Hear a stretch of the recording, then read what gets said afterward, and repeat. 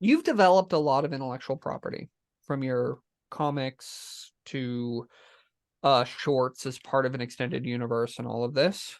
Um, what advice would you give to filmmakers, both when it comes to developing your IP and actually doing something with it?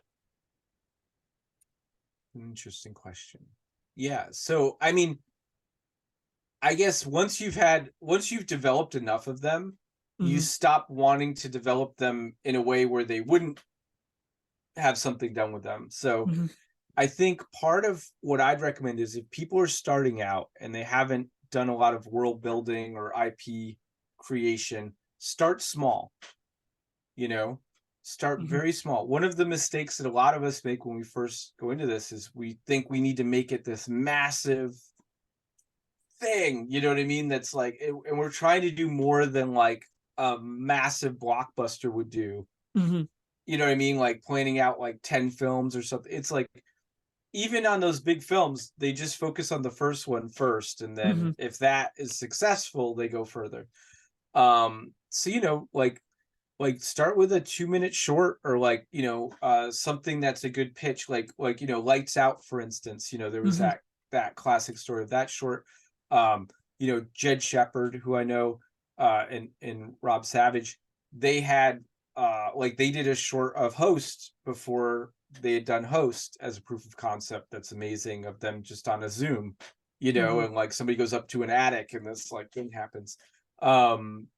Or like, they have their short film Salt, or Mm-hmm. Alex Neuer did, um he did The Conductor, which is a short film that you can find online, that then became the feature Sound of Violence, Mm-hmm. with Jasmine Savoy Brown from Yellow Jackets and Scream. And he's currently working on a new feature right now, called Love Is the Monster, I think, which I'm really looking forward to. Mm-hmm. But and that's the thing, is like Jed and Alex actually used to have a room in Clubhouse called Shorts to Features, that was like a Mm-hmm. weekly thing that the horror community would go to. Unfortunately, it doesn't really exist anymore. But that's an amazing way to develop IP, if you don't have like a ton of money, because you could do a short for like anywhere from like 500 to $10,000, depending on what you Mm-hmm. have.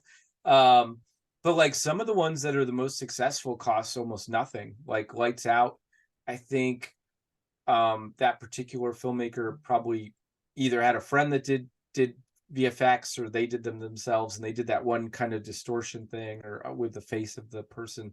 But the rest of it is very simple video, like a decent video camera in a house. It's not crazy.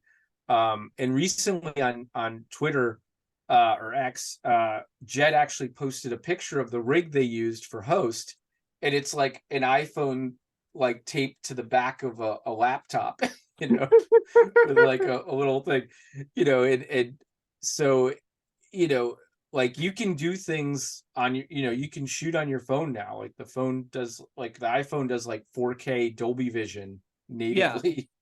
So um, yeah, so it sounds like what you're saying is if you're developing IP, the most important thing to do is get started and make yeah, but like something. in a Yeah. concentrated way. Like the first thing I'd say is like watch a bunch of Mm-hmm. shorts or films in the genre you want to work in. Like for horror, one of the go-tos is Alter on YouTube. I don't know if Mm-hmm. people know about that, but like it's a massive collection of all of these really great solid horror shorts, and it's one of the Mm-hmm. places that a lot of people, I know I've done it plenty of times, where you just kind of get your head dialed in by just watching like a ton of them. Um and you have to understand, okay, so what is the core concept of this thing that would make people want to see more of it, where you'd get to do a feature from it.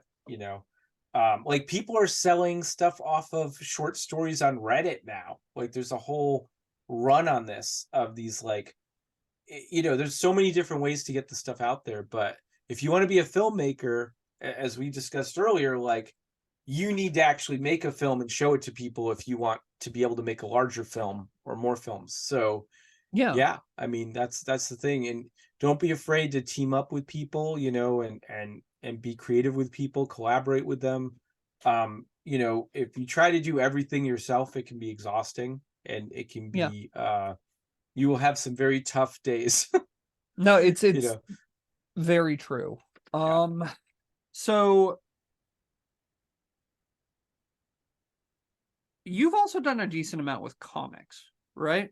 I did my single issue of ZTV, and Hmm. I've done samples of some of my other ones. I'm hoping to go larger with comics at some point.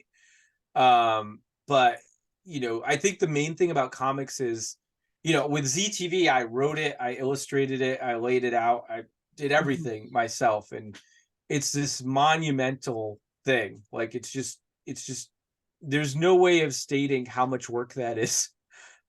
So ideally for an ongoing comic, you need a budget where you can pay a team of artists so that you're not, or at least for me, I'm not the only artist work. Like if I was just inking and like coloring the stuff in and laying it out and stuff, I could keep it going on a regular basis.